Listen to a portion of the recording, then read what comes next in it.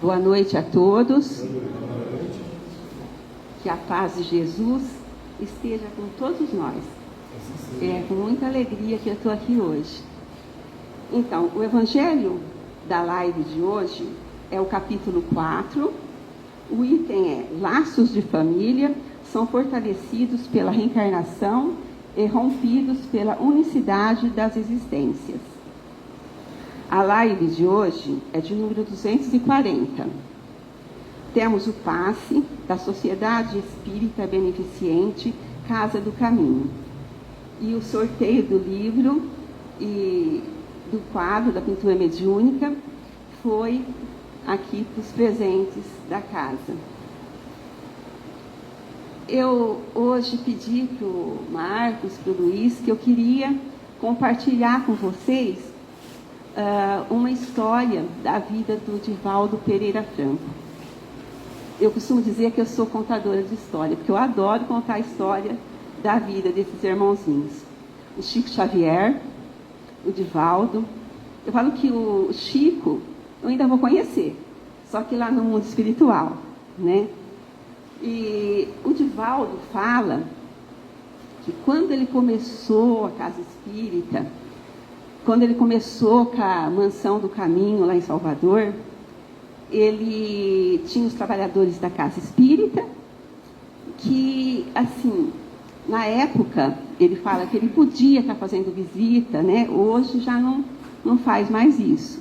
Então, as pessoas que precisavam de uma ajuda, né? Os trabalhadores da casa, que tinha uma senhora que ela estava muito doente, estava para desencarnar, e ela estava com tuberculose. E ela pediu para o Divaldo visitá-la, que ela queria conversar com ele, receber um passe. E ele fala que era uma senhora muito bondosa, né? Anotei aqui. Afrodescendente, negra. E ela disse assim para ele: Divaldo, a gente é amigo há mais de 20 anos.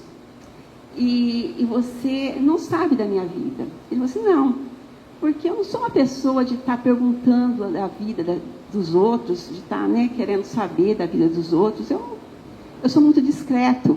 Ela falou assim: então, eu queria falar hoje da minha vida para você, porque eu sei que eu vou fazer a passagem e eu queria, né, confidenciar e queria pedir sua ajuda. Foi ele e o Nilson, um amigo dele, trabalhador também da Casa Espírita. Ele disse: não, pode falar no que eu puder ajudar. Aí ela começou a falar para ele: olha, Divaldo, eu tenho um filho, e esse filho é médico. Eu engravidei dele quando eu era muito nova, e foi uma época que eu passava fome, e me vendi por um prato de comida. E o pai do meu filho disse que não era meu, não era dele o filho, e que eu tirasse a criança. E eu disse que eu não ia tirar. E ele foi embora e não voltou mais. Eu criei meu filho, lavando roupa. Era um menino muito esforçado, queria ser médico. E eu comecei a vender acarajé para conseguir estudar meu filho. E consegui.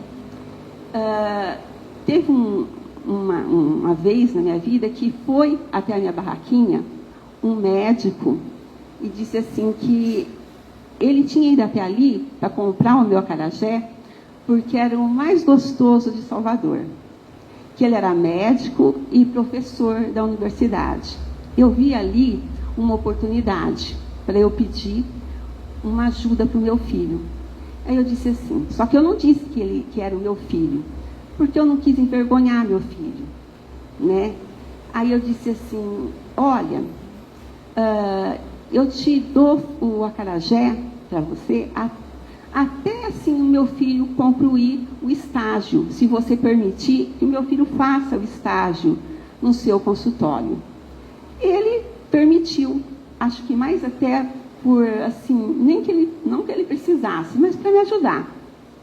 Então ele começou a ir e meu filho fazer o estágio, até chegar o dia da formatura do meu filho. Era o dia mais feliz da minha vida. Eu comprei um anel de formatura para o meu filho, de pedra verde. Comprei um vestido para mim, vermelho, de cetim, uma flor bem grande, amarela.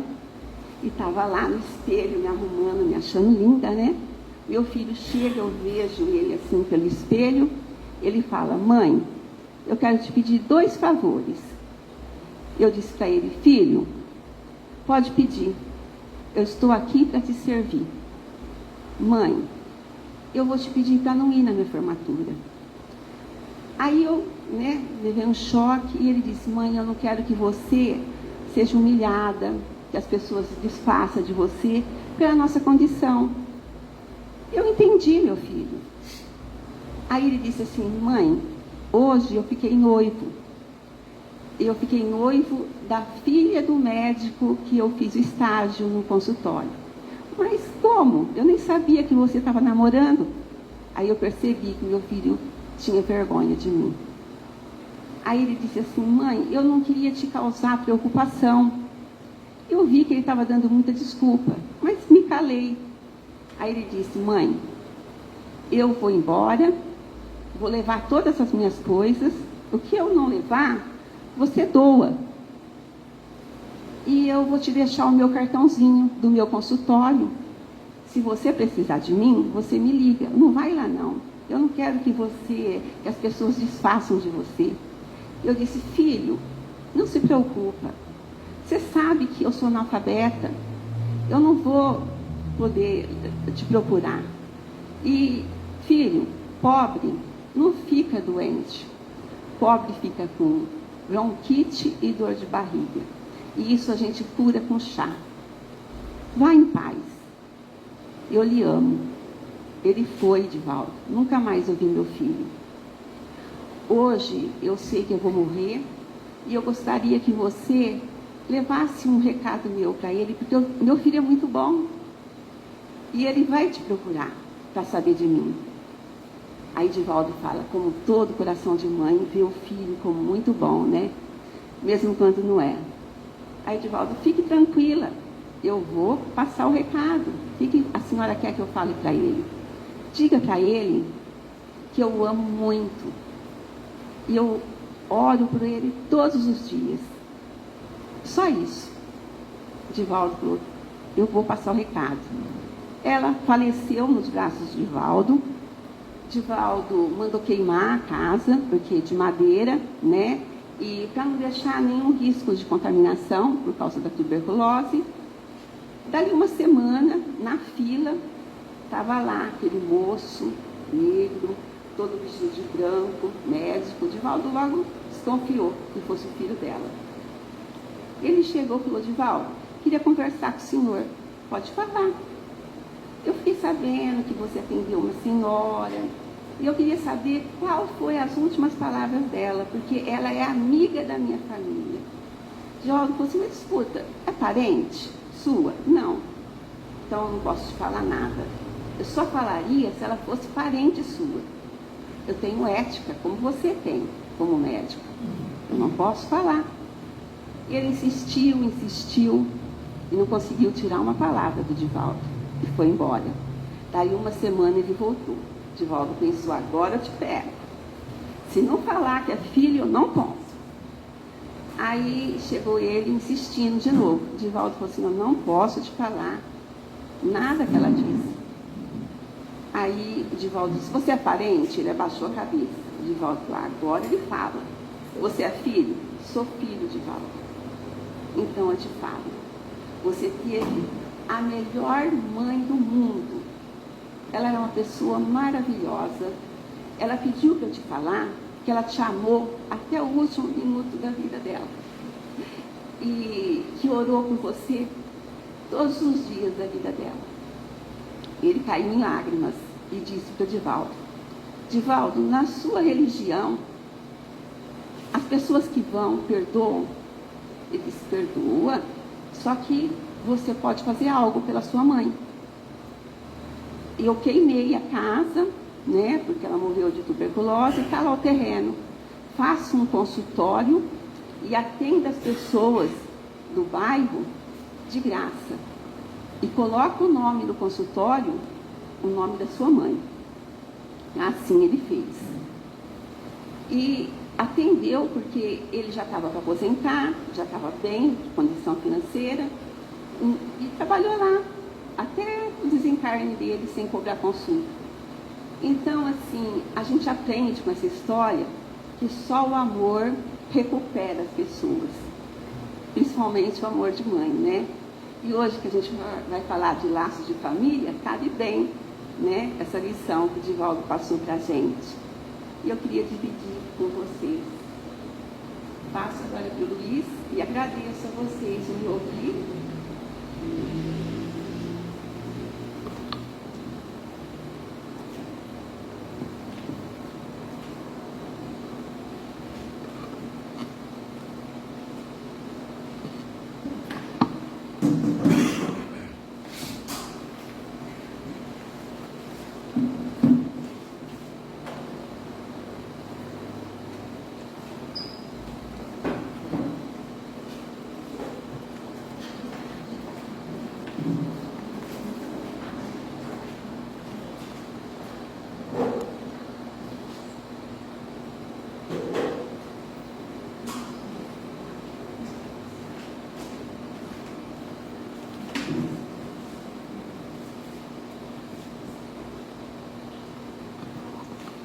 Uau!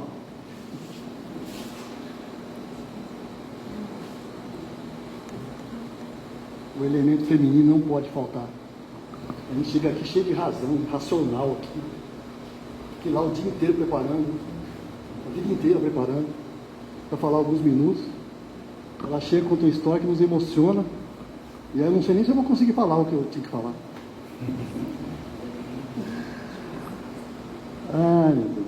Mãe, mulher, a medianeira da vida. A medianeira da vida. Que com suas dedicações, com a sua doação, molda em seu ventre a alma dos escritores, dos poetas, dos heróis, transmutando a própria história da humanidade. Maternar é uma sensibilidade típica, mas não exclusivamente, feminina. A mãe, ela estabelece um segredo com Deus,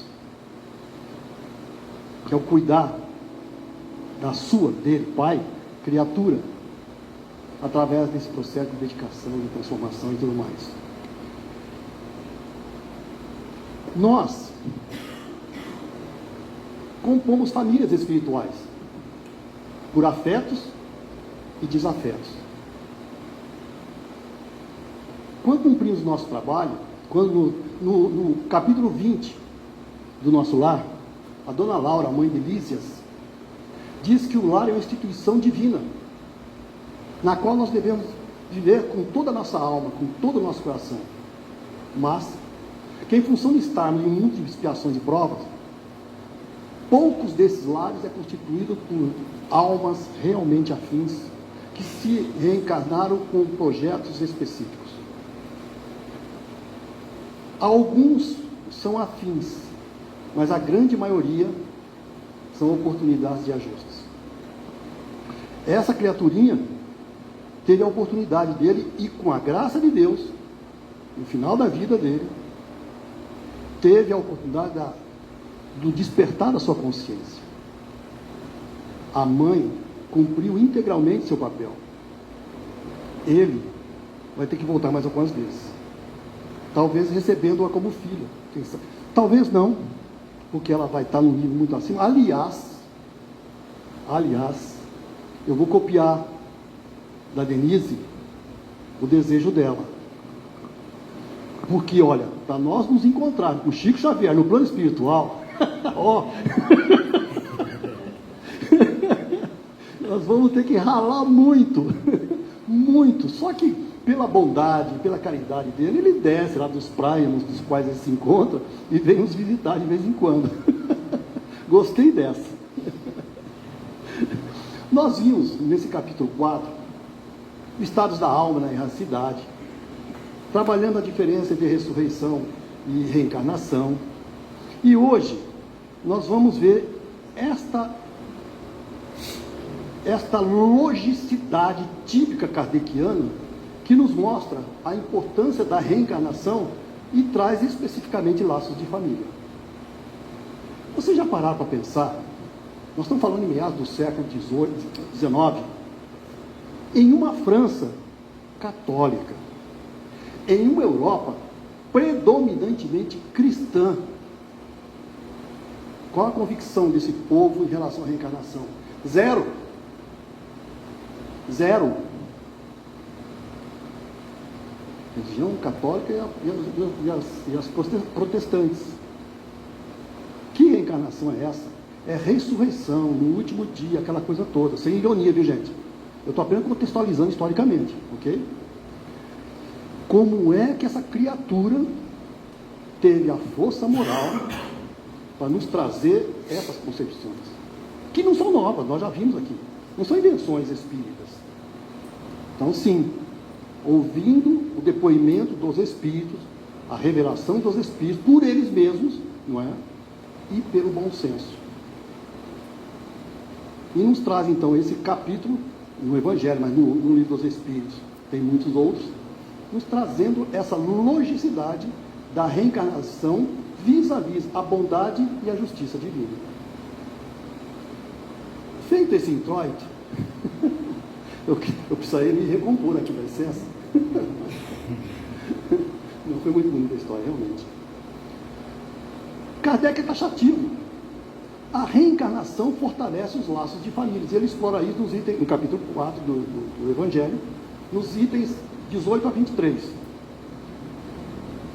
Ele começa afirmando que nós constituímos grupos de famílias. Os laços de famílias não sofrem destruição alguma com a reencarnação. Vejam só. Os laços de família não sofrem destruição alguma com a reencarnação, como pensam certas pessoas. Ao contrário, ela nos auxilia a tornar-nos mais fortalecidos e mais justos. Nós constituímos famílias espirituais por afinidades. No plano espiritual, nós constituímos famílias espirituais por afinidades, mas também por afetos e desafetos. E que essas afinidades, elas vêm se ajustando ao longo das nossas encarnações, pela simpatia e semelhança de inclinações, afinidades. Afinidades. Então, veja, quando nós nos encarnamos, esses laços são momentaneamente separados, mas não de forma absoluta. O que ocorre? Qual a dinâmica? Via de regra, parte da nossa família espiritual permanece no plano espiritual e parte vem aqui para as tarefas do aprendizado típicos do estado de encarnados. E nós estudamos já as categorias de espírito, temos os espíritos familiares, os espíritos simpáticos. Então, aqueles que ficam no plano espiritual, orando, nos acompanhando, nos auxiliando, além dos nossos mentores, que são diferentes, né? Mentores e espíritos familiares. Os mentores geralmente estão mais elevados, exceto se falarmos de um Chico Xavier, que aí a gente não sabe quem é o mentor dele, até porque está encarnado hoje, né? Ok, então como é que é essa dinâmica? Alguns vêm, realizam seu trabalho, auxiliados por aqueles que permanecem, e vamos revezando. Mas não é um revezamento automático, mecanicista, é dinâmico. Porque cada pacote encarnatório desses, nós já vimos isso, não é?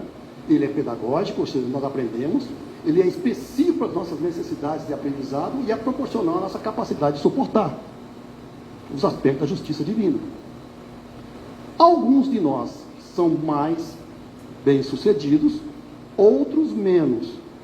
Aqueles que são mais bem-sucedidos voltam ao plano espiritual, em regozijo, festas, diferente das nossas, não é?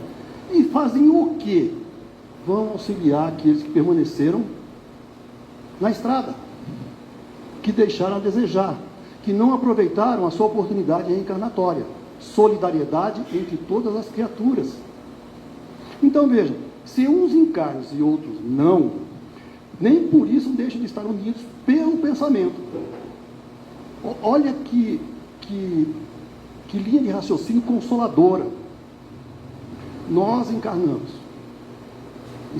Quando estamos na carne, esquecemos a nossa visão espiritual, as nossas lembranças, as nossas experiências passadas. Mas, quando dormimos, o que acontece? Nós saímos do nosso corpo físico, e quando nós saímos do nosso corpo físico, não tem outro, estamos na dimensão espiritual. Se nós estivermos atentos e vigilantes, nós poderemos usufruir do direito dos reencontros com esses membros da nossa família espiritual que permaneceram no plano espiritual. Vejam só, no desencarne é a mesma coisa. Então, a vida do espírito é eterna. Perdão, a vida do espírito é imortal. Diferença, né? Deus é eterno. Deus não teve começo, não terá fim. Nós, como criaturas, tivemos o início. Mas como a nossa essência é indestrutível, o nosso caráter de seres imortais. Então, nessa dinâmica, nós estamos o tempo todo construindo, conquistando, realizando o nosso trabalho de evolução espiritual. Afeição real. Nesse mesmo item 18, ele trata dessa questão da afeição real. Então, há dois tipos de famílias. As famílias que se constituíram pelas afeições reais e aquelas por interesse. Essas famílias que se constituíram pela afeição real, ou seja, nós estamos falando aqui de amor, esses laços são indestrutíveis. Vamos então gradualmente ampliando as nossas famílias pela ampliação da nossa capacidade de amar. Vejam só, isso nos leva a um outro raciocínio que nós vamos desenvolver daqui a pouco.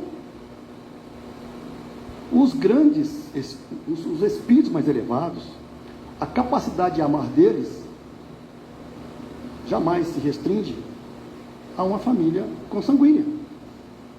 Muitos, inclusive, vêm em missão sem passar pela situação do matrimônio, porque restringiria a sua missão. A capacidade de amar dessas criaturas abrange a toda a vida humana e não humana, encarnada e desencarnada. Após cada existência, todos têm avançado um passo na senda do aperfeiçoamento. Cada vez menos presos à matéria, mais viva se lhes torna a afeição recíproca. Pela mesma razão de que, mais depurada, não tem a perturbá-la o egoísmo nem a sombra das paixões. O egoísmo e a sombra das paixões são os motivos que nos levam muitas vezes a constituir famílias nas quais estarão conosco os nossos desafetos. Nós aprendemos a superar o egoísmo para aprendermos a superar as nossas paixões. Então veja, a afeição real de alma para alma é a única que sobrevive à destruição do corpo. Porquanto seres que neste mundo se unem apenas pelos sentidos, nenhum motivo tem para se procurarem no mundo dos espíritos. Duráveis somente são as afeições espirituais. As de natureza carnal se extinguem com a causa que lhes deu origem. Hoje, na nossa sociedade, isso acontece cada vez menos, né? Porque antes tinha aqueles casamentos arrumados, arranjados, que as famílias determinavam, né? Que filho e filha, e aí tinha os dotes, tinha as heranças. Gente, em toda a história nossa, quando se fala em dote de herança, nós estamos falando de nobres. A plebe não tinha isso, não é? É muito comum. É muito comum algum de nós chegar assim, mas naquela encarnação eu fui príncipe, fui isso, fui aquilo outro. Olha, era uma minoria. A maior probabilidade é que nós fôssemos servos mesmo, plebeus mesmo. Não é? Então, esses arranjos matrimoniais nos dias de hoje diminuíram, até porque os jovens não têm como aceitar isso. Não é? Mas todos aqueles enlaces, aqueles compromissos que tinham por objetivo interesses materiais, eu estou brincando, interesses materiais não se sustentam do ponto de vista da conquista de laços afetivos, de afeição real, isso que Kardec chama de afeição real. Não se sustenta, a não ser que essas criaturas estejam abertas para o início de construção de um relacionamento nutritivo. Pode acontecer, porque essa é a nossa jornada inexorável, a construção de relacionamentos nutritivos com todas as criaturas humanas e não humanas. Não é? Então pode acontecer, mas via de regra, se o que manteve o casal foram apenas os interesses materiais, não houve desenvolvimento de relacionamentos afetivos. Então eles não se sustentam, não continuam no plano espiritual. Está claro isso? Muito bom. No que concerne as pessoas que se unem exclusivamente por motivo de interesse, essas nada realmente são umas para as outras. A morte as separa na terra e no céu. Acontece também em algumas famílias, de vez em quando nós ouvimos assim, ou a pessoa fala, ou alguém fala da família: pô, mas eu nasci na família errada. Essa criatura não como que é espírito de porco, coisa desse tipo assim, não é daqui. Alguns membros da família que têm padrões de comportamentos, caráteres morais realmente diferentes. Isso pode acontecer? Pode. E como é que se justifica? Como é que se explica isso? Lei de solidariedade entre todas as criaturas. Chico Xavier não vai descer de lá para visitar a Denise? Lei de solidariedade entre todas as criaturas. Os mais elevados vêm até nós. Nosso Mestre Jesus não veio até nós. Ele veio. Está certo esse tempo verbal? Jesus veio até nós. Jesus veio. O Cristo não. Jesus foi o Cristo encarnado. O Cristo não veio, ele está. Sempre esteve, está e continuará conosco. Está claro isso? Mas, das alturas dos seus páramos espirituais, ele encarnou entre nós. Se ele nos deu esse exemplo, entre nós não é tão mais comum entendermos que sim, nas nossas famílias nós podemos receber irmãos nossos menos evoluídos, tendo a oportunidade deles se exporem em um ambiente maior nível moral, com valores mais, digamos assim, mais coerente com as leis divinas, ao mesmo tempo que os pais, e a mãe especialmente, mas também o pai, têm a oportunidade de exercer o seu aprendizado na ampliação da sua capacidade de amar. Então, veja, neste caso, os maus melhoram pouco a pouco ao contato dos bons, e por efeito dos cuidados que se lhes dispensam.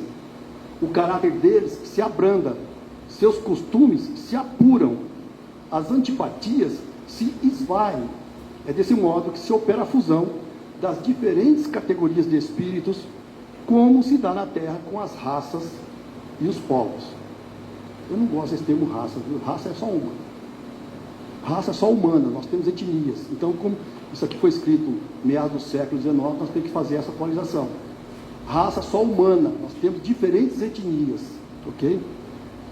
Então, daí vem alguém falar cujo caráter, gosto de pendores, nenhuma semelhança apresenta com os seus parentes próximos, se costuma dizer que ele não é da família. E olha, enuncia-se uma verdade mais profunda do que se supõe. Não é da família ainda. Não é da família ainda. Se os pais, se a mãe e o pai aproveitar a oportunidade abençoada, principalmente na fase inicial da infância, principalmente até os 7 anos de idade, quando a reencarnação ainda está acontecendo, e aquela criatura está aberta para novas influenciações, pode sim começar, a partir daí, a construção de um afeto, de um laço afetivo, que vai manter essa criatura, apesar das tendências, vai despertar nela uma referência de onde que poderá se tornar o seu porto seguro. Como nos lembra Emmanuel no livro Pensamento e Vida, capítulo 11, 12 e 13, ele trabalha a família, os filhos. Que as crianças nascem com uma placa em branco. E nessa placa pode ser impressa ou imprimidos os valores, os comportamentos típicos que a mãe e o pai querem transmitir para essa criatura. São oportunidades abençoadas. Não é?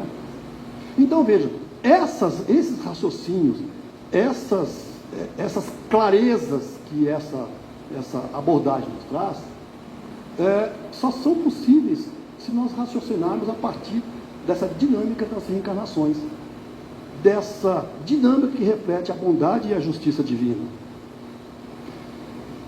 Algumas pessoas que não acreditam falavam, alguns ainda falam, né, que o temor de que a parentela com isso vai aumentar indefinidamente em consequência da reencarnação. Isso é ecumenismo. Ou seja, do fato de um homem ter tido 10 encarnações, nós tivemos muito mais, não se segue que vai encontrar no mundo dos espíritos 10 pais, 10 mães, 10 mulheres e um número proporcional de filhos de parentes novos. Imagine. Progressão geométrica. É a teoria do Thomas Malthus. Thomas Malthus. Controle demográfico, né? Lei da reprodução. Isso é ignorância das leis divinas. É ignorância dos mecanismos que trazem o equilíbrio da vida frente aos recursos disponíveis. E é errado. Porque na família, veja, nós estamos falando de família consanguínea, estamos falando de família espiritual. Nós trocamos os papéis, a depender das programações reencarnatórias. E a bibliografia espírita é riquíssima nisso.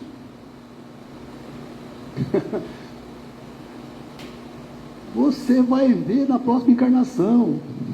Eu vou vir como teu pai, como tua mãe. Graças a Deus, venha.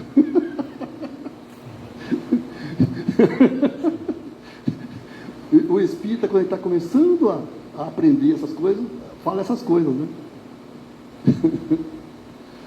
Quando nós nos defrontamos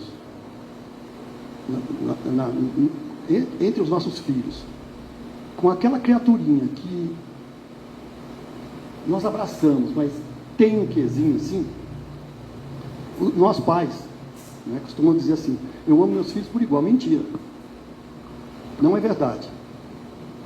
Até porque uma vez eu fiz uma afirmação que amamos coisa nenhuma. Como assim? Nós estamos aprendendo a amar. Mas sim, nós temos afinidades diferentes entre os nossos filhos. Quando a mãe está, nas palavras de Janane Mendonça, se não me engano, acho que esse é o nome dela, quando ela fala que quando a mãe ou o pai está maternando, o sentimento em relação aos filhos é diferente. E quando nós percebemos essa diferença, que traz alguma coisa dentro de nós, temos que ficar atentos. Porque essa é a oportunidade nossa, para nós nos trabalharmos em relação àquela criaturinha que foi colocada na nossa jornada encarnatória. Vejam só. Mães, pais, quando perceberem crianças, bebês, que no seu colo aquela criaturinha desperta algo que te deixa preocupado, que não é a mesma coisa, estejam atentos, vigilantes, porque essa criaturinha é a oportunidade abençoada para que você, mãe, para que você, pai, se trabalhe, aprenda a se doar, porque aquela criaturinha, naquele momento, ela está aberta para a sua doação amorosa, aí sim, para a sua doação amorosa. Caso contrário, o que vai acontecer?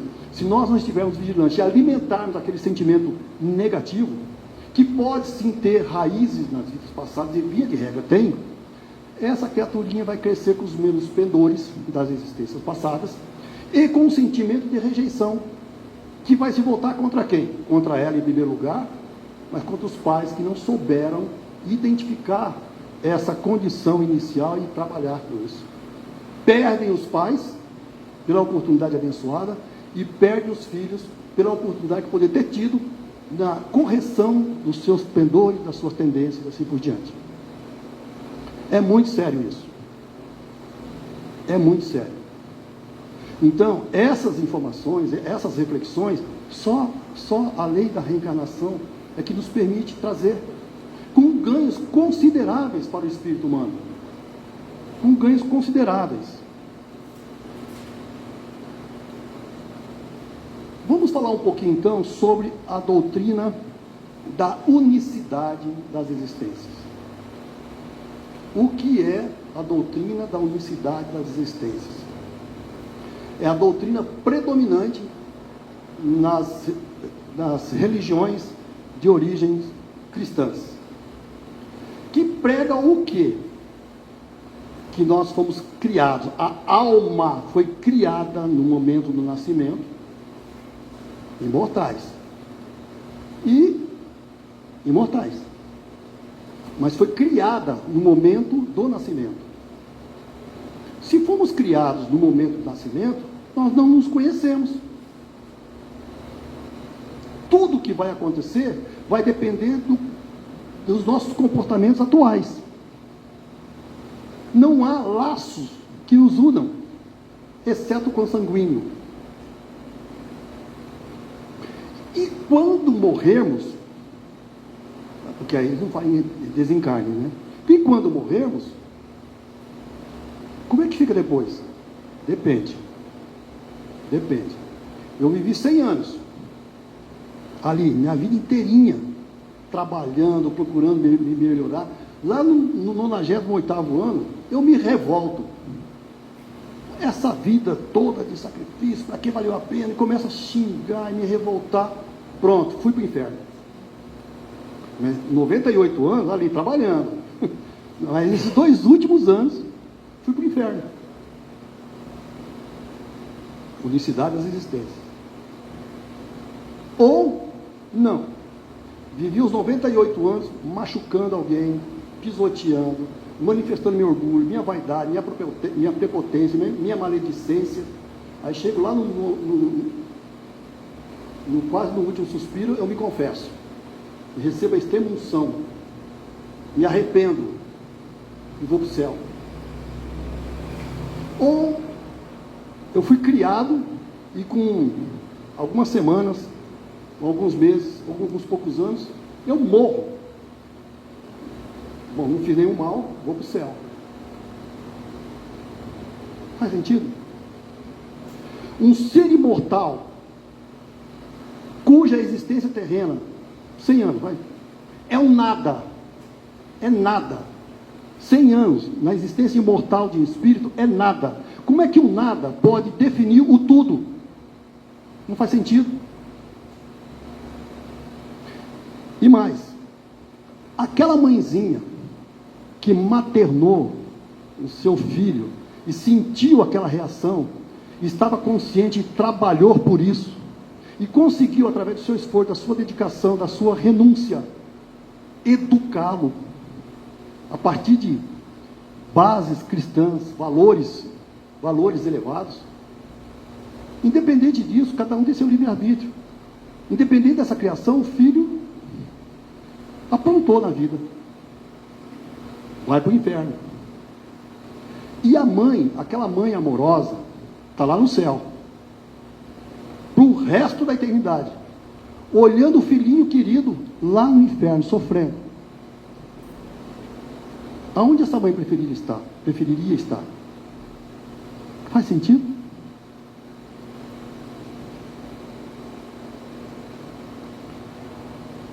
Não é coerente, não atende a nossa razão quando nós colocamos a soberana bondade, a soberana justiça divina. Um pai que ama, ele vai nos fornecer tantas oportunidades quantas delas necessitarmos para aprendermos, e não é castigo, para aprendizado amoroso. Então, Kardec nos traz esse raciocínio. Ele nos traz esse raciocínio, vis-a-vis a teoria da unicidade das existências versus a teoria da reencarnação. Que a teoria da reencarnação, que a teoria da unicidade das existências destrói os laços familiares.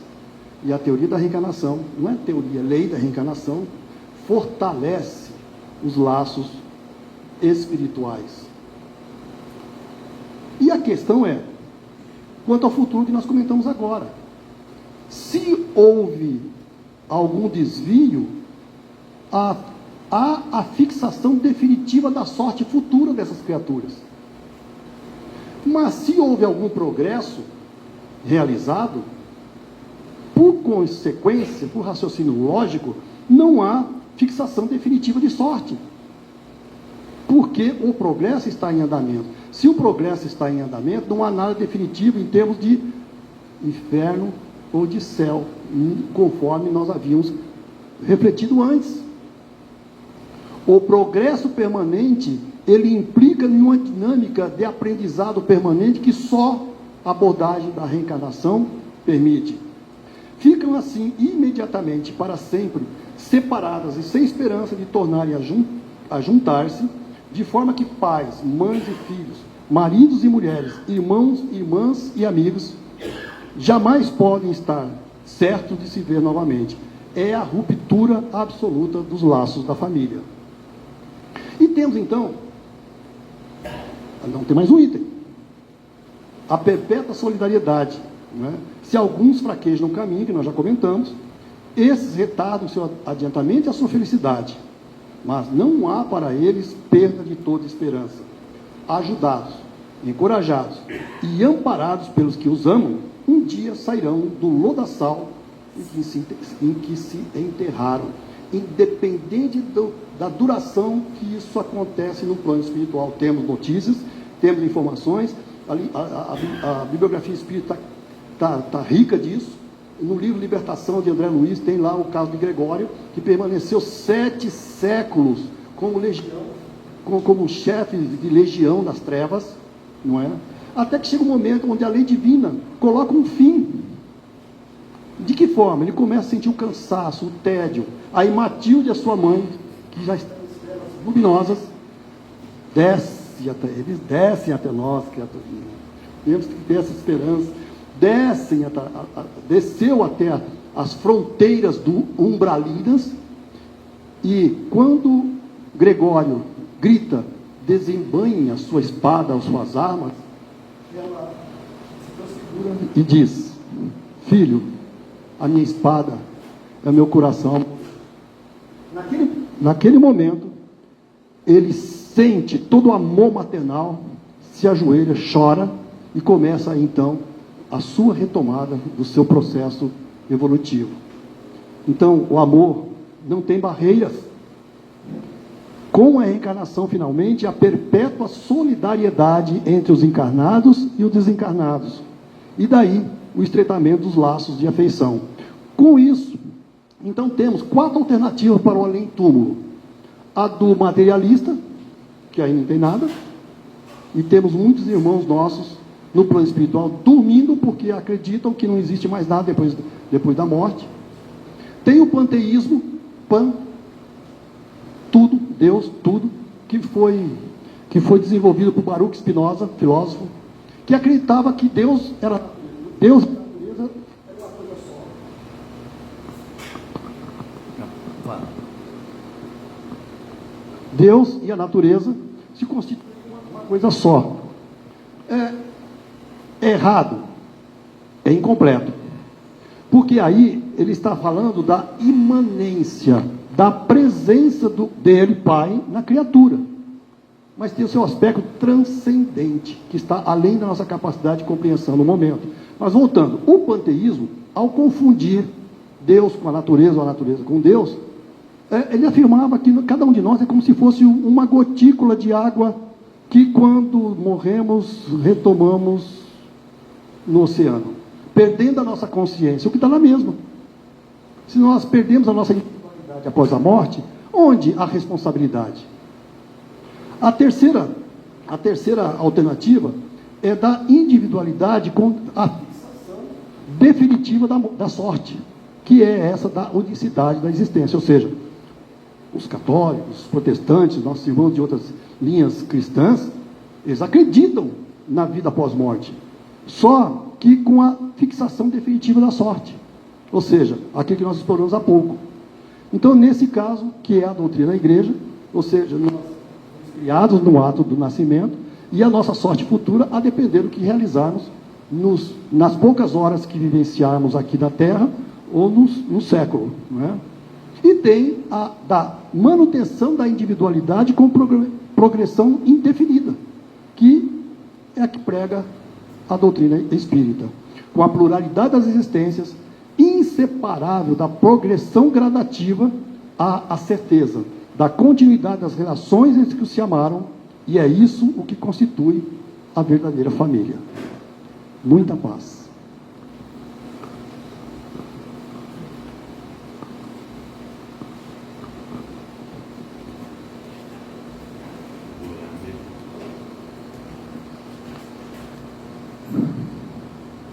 Pai de infinito amor, nós vos agradecemos, Senhor, a extensão da vossa bondade e da vossa misericórdia, permitindo que essas revelações nos fossem trazidas pelos teus mensageiros de paz e de amor, propiciando a nós o significado profundo do nosso existir, dando uma demonstração além do que é a vossa bondade, do que é a vossa sabedoria, do que é a vossa justiça.